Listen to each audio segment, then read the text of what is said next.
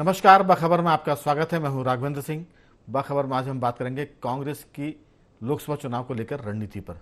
दरअसल कांग्रेस ने यह तय किया है कि आधे प्रत्याशियों की सूची जो है 29 में से वो युवाओं की रहेगी और बाकी आधे पर वो मिक्स्ड यानी कम और ज़्यादा आयु के प्रत्याशी खड़े कर सकते हैं। इतना तय है कि 50% युवाओं को टिकट देने का फैसला हुआ है। लेकिन उसमें भी खास बात यह है कि कांग्रेस को प्रत्याशी मिलने की वो स्थिति नहीं है जब पहले की तरह भीड़ लगा करती थी। अब कुछ सीटों पर सिंगल नाम तय किए हैं और कुछ पर उन्होंने दो दो सीटों का पैनल बनाया है। तो 6 सीटों पर सिंगल नाम है और बाकी 14 सीटें ऐसी जहां पर दो दो नामों का उन्होंने पैनल तैयार किया है। और खजुराहो सीट ऐसी मध्य प्रदेश में जिसको समाजवादी पार्टी के लिए कांग्रेस ने छोड़ दिया है। अब इसमें एक और ख़ास बात बताते हैं कि कुछ विधायकों को भी टिकट देकर लोकसभा का चुनाव लड़वाया जा सकता है। इसमें ग्वालियर सीट से साहब सिंह गुर्जर का नाम है। ये विधायक तो नहीं लेकिन इनका नाम शामिल है। शहडोल से फुंदेलाल मार्को का नाम शामिल है।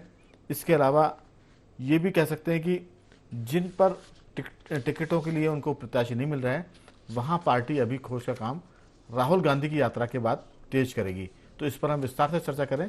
चर्चा के लिए हमारे साथ स्टूडियो में रहेंगे मध्य प्रदेश के वरिष्ठ पत्रकार श्री रमेश शर्मा जी। स्काइप पर हमारे दो साथी हैं, ग्वालियर से जयंत तोमर जी और माखनलाल विश्वविद्यालय के बच्चों को पढ़ाने वाले पत्रकारिता के प्रोफेसर डॉक्टर राहुल रंजन। चर्चा की शुरुआत के पहले आपको बता दें कि इस पूरे मुद्दे पर प्रदेश कांग्रेस कमेटी के अध्यक्ष जीतू पटवारी ने भी कुछ कहा है। पहले उनको सुनेंगे और फिर करेंगे चर्चा की शुरुआत। सुनते हैं जीतू पटवारी को। पार्टी ने अपनी लोकसभा की पूरी प्रिपरेशन टिकट वितरण की कर ली है। पैनल्स बन गए हैं, सही समय पे टिकट वितरण होगा। मैंने जैसा पहले भी कहा है 50% टिकट हमने निर्णय लिया है युवाओं को देंगे। युवाओं को मीन्स जो युवा कांग्रेस की परिधि में भी आते हैं और जो 50 साल से नीचे के होंगे। 50% टिकट कांग्रेस पार्टी नए लोगों को देगी। तो 50 से अधिक प्रतिशत की सीटें कांग्रेस युवाओं को देगी। जीतू पटवारी भी इस बात को कह रहे हैं। तो चर्चा शुरू करेंगे रमेश शर्मा जी से। रमेश जी, दरअसल कांग्रेस के पास इस बार उसके इतिहास में यह पहला अवसर होगा जब प्रत्याशियों को लेकर कांग्रेस थोड़ी सी मुश्किल में दिखती है। भोपाल सीट की बात करें, यहाँ से प्रत्याशियों के लिए जिन लोगों से बातचीत कांग्रेस कर रही है उसमें से अधिकांश ने इनकार कर दिया है। अगर हम कांग्रेस के पूर्व मुख्यमंत्री वरिष्ठ नेता दिग्विजय सिंह की बात करें तो अभी 2 दिन पहले उन्होंने कार्यकर्ताओं की बैठक में ये कहा था कि अगर पार्टी मुझे कहेगी तो मैं गुना से भी चुनाव लड़ सकता हूँ। ये हालांकि उन्होंने थोड़ा सा हास प्रयास में कहा था। राजगढ़ के कार्यकर्ताओं ने कहा था कि गुना से लोग आपकी डिमांड कर रहे हैं। तब उन्होंने कहा था कि आप मुझे राजगढ़ से क्यों भगाना चाहते हैं। फिर उन्होंने ये भी कहा कि अगर पार्टी कहेगी तो लड़ूंगा। लेकिन आज ये खबर है कि दिग्विजय सिंह जी ने चुनाव लड़ने से मना कर दिया, यह कहते हुए कि राज्यसभा में उनका अभी कार्यकाल बचा हुआ है और ऐसे में वो लोकसभा का चुनाव नहीं लड़ेंगे। साथ में उन्होंने ये बात भी जोड़ी कि पार्टी युवाओं को मैदान में उतारेगी, इसलिए उन जैसे उम्र दराज लोगों की अभी ज़रूरत महसूस नहीं की जा रही है। ये सारी बातें हैं। इसमें आपका क्या सोचना है, क्योंकि अभी कुछ विधायकों, कांग्रेस के जो विधायक हैं उन पर भी बातचीत चल रही है कि शायद उनको टिकट दे सकते हैं। एक दिलीप सिंह गुर्जर का नाम है, उनको टिकट देने की बात हो रही है। आपको क्या लगता है कि जो विधानसभा चुनाव में कांग्रेस के प्रत्याशी हार गए थे उसमें भी कुछ होनहार प्रत्याशी को टिकट मिल सकते हैं? और अगर नहीं मिलते तो क्या इस बार कांग्रेस का लड़ाई लड़ने का जो मैदान है वो कमजोर रहेगा, क्योंकि बीजेपी बहुत तेजी से स्विंग कर रही है वोटों के मामले में? आपकी राय? देखिए, इसमें कोई शक नहीं कि कांग्रेस लोकसभा चुनाव में जो विधानसभा में उनकी रणनीति थी उससे कहीं ना कहीं ज़्यादा सटीक रणनीति बनाने के लड़ने का प्रयत्न करेगी। परिणाम क्या आता है ये तो कह नहीं सकते।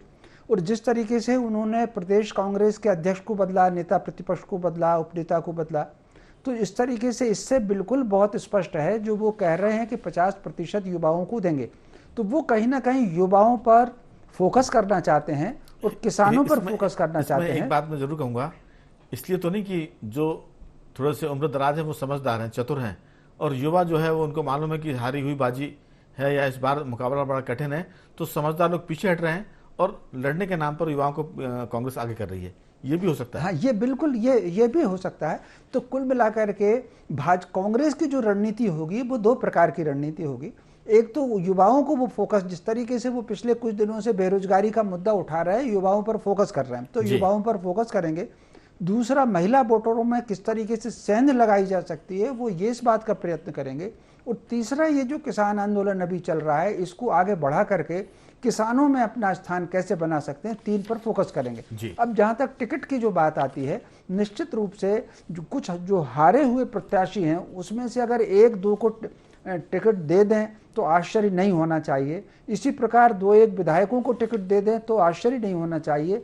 2 विधायकों के नाम आ भी रहे हैं, मेयर का नाम भी आ रहा है, तो ये आश्चर्य नहीं होना चाहिए। और दोनों पार्टियों में आप देखेंगे विधायक जो हैं उम्मीदवार अगर कहीं बनते हैं तो वो आश्चर्य नहीं होगा। दिग्विजय सिंह जी का जहाँ तक सवाल है, तो मुझे खुद भी इस बार की संभावना उनकी थोड़ी कम लगती है कि वो चुनाव लड़ेंगे। वो अगर आवश्यकता पड़ी तो राजगढ़ से वो अपने पुत्र को लोकसभा का चुनाव का टिकट दिला सकते हैं। तो कुल मिलाकर के उनके चुनाव लड़ने की संभावना मुझे थोड़ी सी कम दिख रही है, लेकिन फिर भी युवाओं को जो फोकस करेंगे और इसका वो प्रचार भी करेंगे। जी बिल्कुल। एक और नाम है कि रतलाम झाबुआ से कांतिलाल भूरिया को भी पार्टी कांग्रेस टिकट दे सकती है। इसके अलावा धार से एक संभावित नाम है सुरेंद्र सिंह बघेल। ये कांग्रेस के वरिष्ठ नेता के प्रताप सिंह बघेल के पुत्र हैं, कमलनाथ की सरकार में मंत्री भी रहे हैं। इनका भी नाम सुन रहा है कि ये पार्टी इनको टिकट दे सकती है, यानी ये दावेदारों में तो नहीं लेकिन सूची में इनका नाम बताया जाता है। तो बहुत से हैं। विदिशा की बात करें तो वहाँ से पिछली बार के देवेंद्र पटेल और विदिशा से विधायक रहे भार्गव जी, यानी प्रशांत भार्गव का नाम इसमें आ रहा है कि वो भी कांग्रेस के प्रत्याशी हो सकते हैं। तो ऐसे बहुत सारे नाम हैं। मंडला से विधायक नारायण पट्टा का नाम चल रहा है और बालाघाट की विधायक अनुभा कंकर मुंजारे का भी नाम कांग्रेस की फहरिस्त में है कि उनको टिकट दे सकते हैं। तो कुछ युवाओं के नाम पर कुछ समझदार और जिसे कहते हैं कि बहुत ही घिसे पिटे और घुटे हुए चेहरे भी आ सकते हैं, उसमें देखते हैं। लेकिन कितनी ये भाजपा को चुनौती देंगे, इस पर बड़ी बात है। भोपाल इंदौर जैसी सीट पर लोगों ने पार्टी के लिए एक तरह से इनकार कर दिया है, जो अच्छे दमदार नाम है। हमारे साथ राहुल जी जुड़ गए हैं और जयंत तोमर जी हैं। जयंत जी, ग्वालियर और चंबल संभाग से आपको क्या लगता है कि कुछ चौंकाने वाले नाम कांग्रेस ला सकती है, या फिर ऐसे ही नाम आएंगे जिनकी चर्चाएं मीडिया में और सब जगह हो रही है? राघवेंद्र जी, ये बड़ा कठिन सवाल है कि किस तरह के नाम आएंगे, लेकिन अभी तक जो नाम आपने बताया है, जैसे ग्वालियर से साहब सिंह गुर्जर का नाम आ रहा है, जो कि ग्रामीण विधानसभा क्षेत्र से कांग्रेस के विधायक चुने गए हैं। पहले वो बीएसपी में थे। अब ये किस तरह से ये नाम आ रहे हैं, क्या गुर्जर बाहुल्य जो सीट है खासतौर पे मुरैना जिले में और कुछ ग्वालियर में कुछ क्षेत्र है जी, क्या उनको साधने की वो कोशिश कर, और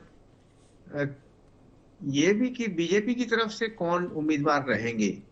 मुझे नहीं लगता कि लोकसभा में ग्रामीण में तो कुछ हद तक उनका असर हो सकता है, लेकिन शहरी क्षेत्र में उनका असर होना बहुत ऐसा जान नहीं पड़ता कि उनका असर हुआ साहब सिंह गुर्जर का, ऐसा मुझे लगता है।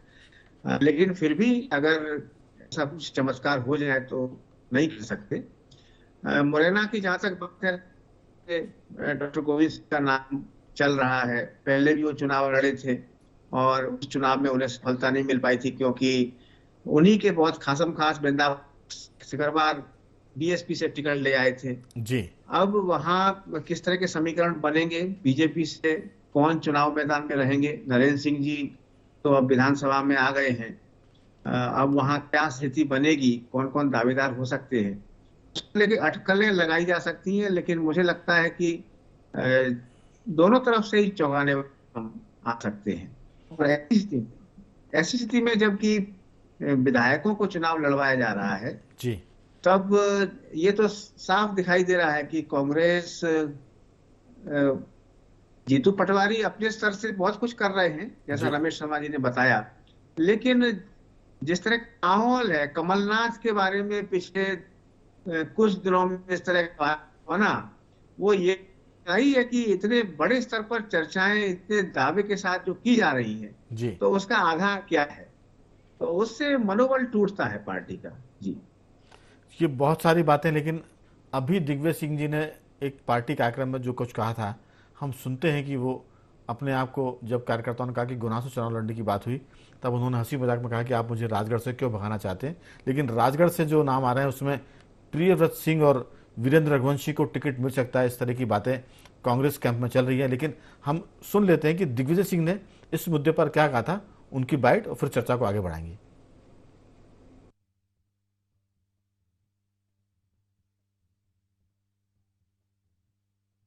पार्टी कहती है कि आप ज्योतिरादित्य सिंधिया के खिलाफ गुना से चुनाव लड़े लोकसभा में, तो क्या आप जो आदेश होगा पार्टी का करूंगा। आप चुनाव लड़ेंगे? देखिए, मैं अभी राज्यसभा का सदस्य हूँ, तो मुझे लड़ने की कोई आवश्यकता नहीं है, लेकिन पार्टी का सिपाही हूँ जो पार्टी आदेश देगी।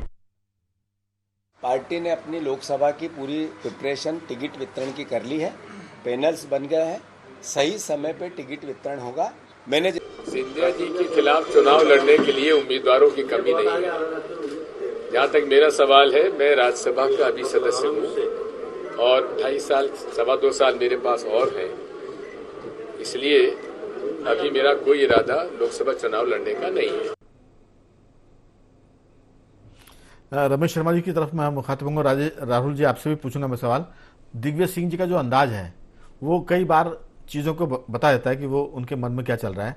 अभी उन्होंने जिस ढंग से कहा था कि पार्टी कहेगी तो लड़ लूंगा, वो पार्टी कहेगी तो लड़ लूंगा ये जरूर उन्होंने कहा, लेकिन उनके अंदाज से इनकार साफ दिख रहा था कि उन्होंने उस सवाल को बहुत हल्के से लिया है कि ये फालतू किस्म का सवाल है जो पूछा गया उनसे।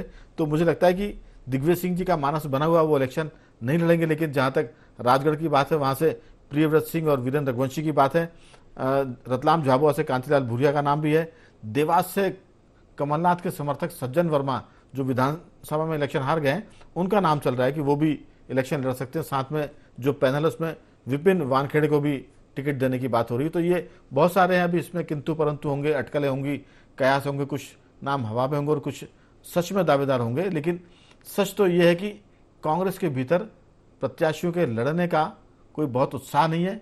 वो लोग चुनाव लड़ने की तैयारी कर रहे हैं जो इस चुनाव में अपने आप को जनता में एक तरह से प्रस्तुत करना चाहते हैं, लोग उनको जाने, और ताकि वो अगला चुनाव ठीक से लड़ पाएं। एक तरह से उनका इंट्रोडक्शन इलेक्शन हो सकता है। राहुल जी, आपकी राय? कांग्रेस की रणनीति आपने सुनी, दिग्विजय सिंह को सुना, जीतू पटवारी को सुना, राहुल गांधी की यात्रा के बाद बहुत कुछ साफ हो जाएगा और एक तरह से कुछ नामों की घोषणा भी हो जाएगी। 50% युवा और 50% दीगर की हम बात करें कि इसमें थोड़े से बुजुर्ग हो सकते हैं, थोड़े से तजुर्बेकार हो सकते हैं। आपका क्या सोचना है? रंजन जी, कांग्रेस का माहौल जीतू पटवारी के भी आने के बाद में बदला हुआ है और इस चीज को मान के चलिए कि जो आप कह रहे हैं कि 50% युवा और 50% बुजुर्ग लोग आएंगे, लेकिन मैं जहां तक समझ पा रहा हूँ जो रणनीति देखने में आ रही है वो ये लग रहा है कि इस बार युवाओं को महत्व अधिक मिल जाएगा और इनके पास प्रत्याशियों को लेकर के भी दिक्कत नहीं, क्योंकि जहां से जितना मुझे अभी तक जानकारी मिली है उसमें स्पष्ट ये हुआ है कि जो विधानसभा का चुनाव जो युवा चेहरे जो हार गए, चुनाव किसी वजह से हार गए या फिर उनको ऐसा लग रहा है कि उनका राजनीतिक कैरियर दांव पे लग गया, तो 5 साल तक तो उनको मौका मिलना नहीं विधानसभा में। तो वो चेहरे कांग्रेस के पास बहुत महत्वपूर्ण है, जिनको वो, क्योंकि वो अभी मतलब मैदान से उतरे हैं, चुनाव हारे, तो उनके पास में अभी ऊर्जा बची है, एनर्जी बची हुई और उनको टैक्टिक्स मालूम है। तो ये कांग्रेस में ऐसा समझ में आ रहा है कि कांग्रेस उन लोगों पर दाव लगाएगी जो युवा थे और ये चुनाव इस बार हार गए। तो आप ये मान के चलिए कि 50% से ऊपर युवाओं का आएगा। दूसरी बात ये है कि राहुल गांधी मनोबल नहीं गिरा हुआ है। राहुल गांधी की यात्रा से जो माहौल बना हुआ है, क्रिएट हुआ है, वो कुछ मुद्दों को जन्म दे रहा है। वो मुद्दे को कांग्रेस भुनाने की स्थिति में अब धीरे धीरे आ रही है। तो ऐसा लग रहा है कि कांग्रेस अपने युवाओं को उठा करके वो महंगाई और बेरोजगारी और किसान जिन मुद्दों पे आप चर्चा कर रहे हो, तो इन मुद्दों का असर तो पड़ेगा। अब जनमानस जिस तरीके से तैयार होता है, अभी तो कांग्रेस में क्या हुआ कि पैनल तैयार हुए हैं, 4 नाम 5 नाम आए हुए हैं, लेकिन मैं जहां तक समझ रहा हूं कि बुजुर्गों की, और दूसरा जो रमेश जी जिक्र कर रहे थे कमलनाथ वाला मामला, तो ये जो मामले, जो कमलनाथ का जो मामला जो एक्सपोज हुआ था, इससे एक भरोसा कांग्रेस का ये भी टूटा है कि इनमें जो बुजुर्ग नेता हैं जो बहुत लंबे समय से मध्य प्रदेश की राजनीति को साधे बैठे हुए, उनके भरोसा अब कांग्रेस का, मैं समझता हूँ नया प्रदेश अध्यक्ष जो जीतू पटवारी तो भरोसा इतना नहीं करेंगे। और मैं इतना समझता हूँ कि जीतू पटवारी की इस समय जो हैसियत है वो केंद्र की जो कांग्रेस है उससे बहुत मेल जोल खाती है। तो युवाओं को एक पीढ़ी मिल रही है, चाहे वो भारतीय जनता पार्टी की लो, कांग्रेस की भी चर्चा करो, तो एक नया यूथ जो है, एक नया युवा जो है आगे बढ़ रहा है। आप हर हर राज्य में देख लीजिए तो एक नया उभर करके चेहरा आपको दिखाई दे रहा है। कहीं भी चले जाइए, बिहार में चले जाइए तो एक नया चेहरा, भले कांग्रेस का नहीं है लेकिन तेजस्वी कांग्रेस के साथ जुड़ गए। सपा का अखिलेश एक नया चेहरा है, वो जुड़ गए। सचिन पायलट राजस्थान से एक नया यूथ चेहरा है। तो आप देखिए कि हर जगह एक नया यूथ चेहरा आ रहा है। मध्य प्रदेश में भी जीतू पटवारी कभी उम्मीद नहीं कर सकते थे, हमेशा यही होता था कि पुराने बुजुर्ग लोग ही कांग्रेस को लेकर के चल रहे, तो नई ऊर्जा आती है। और ये प्रयोग कांग्रेस ने किया है, कांग्रेस जीते हारे इससे अपना कोई लेना देना नहीं। लेकिन है मामला ये कि इस बार लोकसभा के चुनाव में परिवर्तन की स्थितियां बनेगी, टक्कर की स्थितियां बनेगी, क्योंकि लोकसभा चुनाव विधानसभा चुनाव में बहुत अंतर है और राष्ट्रीय स्तर पे इसको लड़ा जाता है और उसका क्षेत्र भी बहुत होता है लोकसभा क्षेत्र का, तो बड़ा मुश्किल होता है इस चुनाव। और आप ये समझिए कि जितना चुनाव मतलब बड़ा होता है उतना ही चुनाव इजी होता है। आप पार्षद सरपंच का चुनाव जाइए बड़ा टफ होता है, पार्षद का चुनाव लड़िए बड़ा टफ होता है, विधायक का चुनाव बड़ा टफ होता है। लेकिन लोकसभा के चुनाव आते तक क्षेत्रफल इतना हो जाता है कि यहाँ उम्मीदें बहुत की जा सकती हैं और यहाँ नए चेहरों को उतारा जा सकता है, दांव पे लगाया जा सकता है।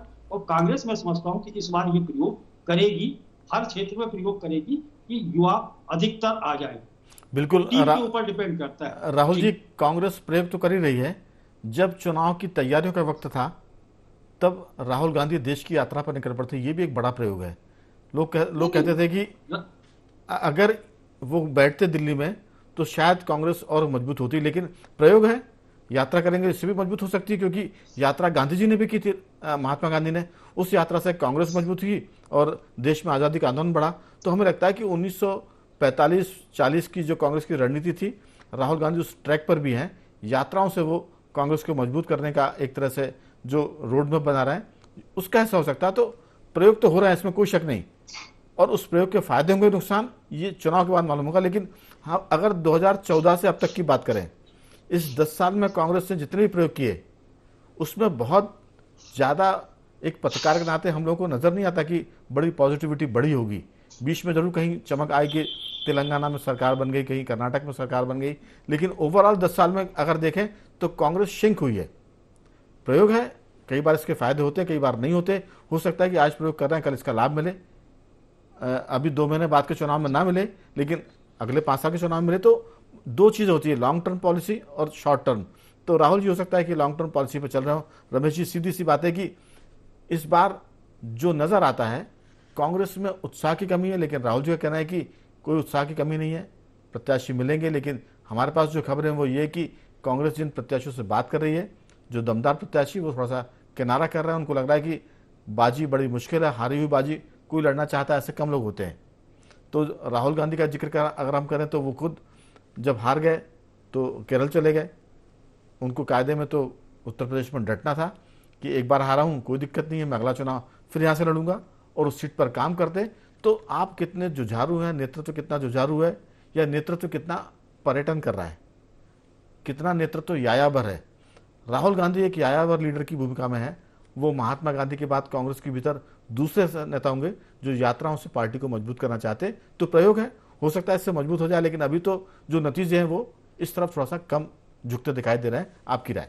निश्चित रूप से आपने ये बात बिल्कुल ठीक कही। मोटे तौर पर अगर आप देखें तो किसी भी राजनीतिक दल में 3 प्रकार के लोग होते हैं। एक तो वो लोग होते हैं जो पद प्रतिष्ठा के आसपास होते हैं, दूसरे लोग वो होते हैं जो किसी एक विचार के कारण होते हैं, उसमें पद मिल जाए तो ठीक है और नहीं मिल जाए तो ठीक है। वो तीसरे स्तर पर वो कार्यकर्ता होता है जो अपना काम करता रहता है, उसको किसी पद वद की लालच नहीं होती। तो राहुल गांधी जी की ये जो यात्रा है, ये कहीं ना कहीं वो जो सबसे निचले स्तर का कार्यकर्ता है, उस कार्यकर्ता में उत्साह देने और उसको एकजुट करने के लिए ये यात्रा है। और ये मेरी दृष्टि में अपने आप में वो सफल है। और अगर पिछली जो राहुल गांधी की यात्रा देखें, ये ठीक है कि पिछले विधानसभा चुनाव में मध्य प्रदेश, राजस्थान, छत्तीसगढ़ में नई सरकार बना पाए और बुरी तरीके से चुनाव हारे, लेकिन अगर आप देखें मध्य प्रदेश में भी कांग्रेस के वोट पर फर्क नहीं पड़ा। 2018 में जो वोट था कांग्रेस का, बिल्कुल लगभग वही मिला। और वो है निश्चित रूप से कार्यकर्ता का जो काम है निचले स्तर का, और कांग्रेस का जो समर्थक वोटर है उसमें उत्साह भरने का काम उन्होंने किया है। जोड़ रहा हूँ, कांग्रेस का जो वोट बैंक है, अगर नरसिम्हा राव जब पीएम हुआ करते थे तब भी इतनी था, राहुल गांधी पीएम है तब भी इतनी है, अभी राहुल रंजन जी अगर कांग्रेस के लीडर होंगे तब भी इतनी रहेगा। आप हम में से कोई भी अगर उसका नेतृत्व करेगा तब भी उसके वोट बैंक इतनी होने वाले हैं नेतृत्व ने उसमें कोई करिश्मा किया ऐसा नजर नहीं आता है, क्योंकि वो फिक्स वोट बैंक है 35%। इसके ऊपर अगर आप जाएंगे तो समझ में आएगा। अगर हम इस पर बात करेंगे, हालांकि चर्चा इस पर नहीं है, लेकिन उत्तर प्रदेश की हम बात करें तो कांग्रेस 2014 के बाद से वहां शिंक होती चली गई। उत्तर प्रदेश ऐसा राज्य है जो देश की राजनीतिक दिशा को तय करता है। पिछली बार वहां 8 विधायक थे, इस बार एक विधायक भी नहीं है। 422 सीटें हैं कांग्रेस की, माने टोटल विधानसभा की उत्तर प्रदेश में, और कांग्रेस लगातार सिकुड़ती जा रही है, अब 0 पर आ गई है। तो अब इसे क्या कहेंगे? हो सकता है कि प्रयोग कर रहे हो, लेकिन प्रयोग का जो असर है वो तो ठीक नहीं दिख रहा है। अगर आप प्रयोग कर रहे हैं तो भगवान के लिए ये प्रयोग बंद करिए, क्योंकि इससे पार्टी का कोई लाभ नहीं हो रहा है। पिछले 10 साल ने तो ये तय किया है। आपकी कोई टिप्पणी इस पर? निश्चित रूप से देखिए, उत्तर प्रदेश की राजनीति थोड़ी सी अलग है। उत्तर प्रदेश में कहीं ना कहीं कांग्रेस 2 चीज़ों पर बहुत केंद्रित रही है। एक तो तुष्टीकरण पर बहुत केंद्रित रही है। अगर आप देखें वहां पर 9-10 सीटों पर कितना प्रभाव है, अब उस पर एक कभी अलग चर्चा करेंगे। तो कहीं ना कहीं ये जो माहौल बदला है, राष्ट्रवाद का माहौल बदला है, सांस्कृतिक का धार्मिक माहौल बना है, और कहीं ना कहीं वो जो तुष्टीकरण वाली नीति थी उस पर वो प्रहार हुआ है। वो बहुत सारे जो एक प्रकार से जिनको माना जाता था कि दबदबे वाले नेता थे, बाहुबली, उन पर जिस तरीके से कार्रवाई हुई है उसका भाजपा को लाभ मिला है और कांग्रेस को उसका नुकसान मिला है। तो मोटे तौर पर अपन बात कर रहे थे मध्य प्रदेश में उम्मीदवारों की, तो स्वाभाविक रूप से कांतिलाल भूरिया चुनाव लड़ सकते हैं, सज्जन सिंह वर्मा भी चुनाव लड़ सकते हैं, दिग्विजय सिंह चुनाव लड़ेंगे, इसकी मुझे संभावना कम दिखती है। और भोपाल में कांग्रेस बहुत संभव है किसी नए चेहरे को या युवा चेहरे को सामने लेकर के आए, तो इसमें मुझे आश्चर्य नहीं होगा। बिल्कुल जयंत जी, युवा चेहरे, नए चेहरे ये शहीद होने के लिए उतावले रहते हैं। ये 1-2 बार अखाड़े में पटकनी खाने को भी तैयार रहते हैं, क्योंकि युवा जोश रहता है। तो कांग्रेस ऐसे लोगों की तलाश कर रही है जिनको पता हो कि बाजी भली हारी हुई है, लेकिन हम लड़ेंगे, जीते तो बहादुर कहलाएंगे और हार गए तो शहीद कहलाएंगे। जो लेकिन समझदार होते हैं, जो घुटे हुए होते हैं, वो इस तरह की शहादत से बचते हैं, इस तरह के हारने जीतने से बचते हैं। जैसे दिग्विजय सिंह जी ने कहा, वो हारी हुई बाजी को नहीं लड़ना चाहते। भोपाल में एक बार वो लड़ चुके हैं और काफ़ी वोटों से हार गए थे, 4 लाख से ऊपर। तो आपको लगता है कि कांग्रेस नए चेहरों को तलाश रही है जो जोखिम होने के बाद भी कर्ण की तरह खड़े रहेंगे दुर्योधन के साथ? मैं इसलिए उदाहरण दे रहा हूं, ना तो इसमें कोई कर्ण कांग्रेस की भी तरह, ना दुर्योधन कांग्रेस में, लेकिन महाभारत में कर्ण खड़े थे दुर्योधन के साथ, ये जानते हुए कि हम युद्ध हार जाएंगे। तो ऐसे कर्णों की तलाश में है कांग्रेस, ऐसा लगता है। आपकी राय? बहुत छोटी सी टिप्पणी। ये तो ठीक बात है, लेकिन यहाँ तो सीधी सी बात यह है कि कांग्रेस की शीर्ष नेता सोनिया गांधी ने जिस तरह से राज्यसभा के जरिए संसद में पहुंचने का फैसला किया है, उससे कोई बहुत अच्छा संदेश नहीं गया है और एक निराशा का वातावरण है। और ऐसी स्थिति में जो भी घुटे घुटाए नेता हैं, वो कोई भी नहीं चाहेंगे कि जहां सफलता की उम्मीद नहीं है वहां वो चुनाव लड़ें और हारें। और उसके बजाय आपने जैसा बताया कि नई पीढ़ी से उम्मीदवारों को तलाशा जाए और उनको मैदान में उतारा जाए, और वही निर्णय कांग्रेस करने जा रही है। जी राहुल जी, आपकी राय? नहीं राघव जी, ये बात बिल्कुल 100% सच है कि कांग्रेस के पास भले आपको अभी नहीं दिखाई दे रहा कि चेहरे नहीं है, प्रत्याशी नहीं है, लेकिन कांग्रेस की जो युवा नेतृत्व है वो बिल्कुल कोशिश कर रहा है कि जो बुजुर्ग नेता हैं ये इनसे पिंड छूट जाए। तो ये तब जाकर के कांग्रेस उभर पाएगी। तो राहुल गांधी का प्रयास भी उसी दिशा में चल रहा है कि यहाँ से जो बुजुर्ग नेता है या जो बिल्कुल घिसे घिसाए हो गए, राहुल जी, कांग्रेस को कोई लाभ नहीं मिलता, समय की कमी थी, किनारे कर दिया जाए। समय की कमी थी, लेकिन कांग्रेस चाहती कि युवा नेता आ गया है। लेकिन अगर आप अगला कदम रखे बगैर पिछला कदम उठा देंगे तो गिर पड़ेंगे। कांग्रेस पुराने नेता को हटा रही है, लेकिन नई लीडरशिप को एस्टेब्लिश नहीं कर पा रही है। तो इस जल्दबाजी में, इस प्रयोग में कई बार हमने देखा कांग्रेस औंधे मुँह गिरी है। तो ये हमारा अपना परसेप्शन है, हमारी अपनी धारणा है एक पत्रकार के नाते। लेकिन कांग्रेस के भीतर ऐसे लोग भी होंगे जो इसको ठीक मान रहे होंगे, और देखते आने वाले दिनों में नतीजे क्या आते हैं, क्योंकि हम तो नतीजों की समीक्षा कर रहे हैं। 10 साल में कांग्रेस ने जो प्रयोग किया उसके नतीजे बहुत सकारात्मक नहीं है। अगर आप अगला कदम जमाए वगैरह पिछला कदम उठाएंगे तो फिर गिर पड़ेंगे, और ये स्थिति हर किसी के साथ है। तो मैं तीनों मेहमानों का धन्यवाद करूंगा। रमेश शर्मा जी, आपका साधुवाद। जयंत जी, आपका साधुवाद। और राहुल जी, आपका बहुत बहुत धन्यवाद कि आपने चर्चा में हिस्सा लिया। तो बखबर में सिर्फ इतना ही। बने रहिए हमारे साथ और देखते रहिए IND24।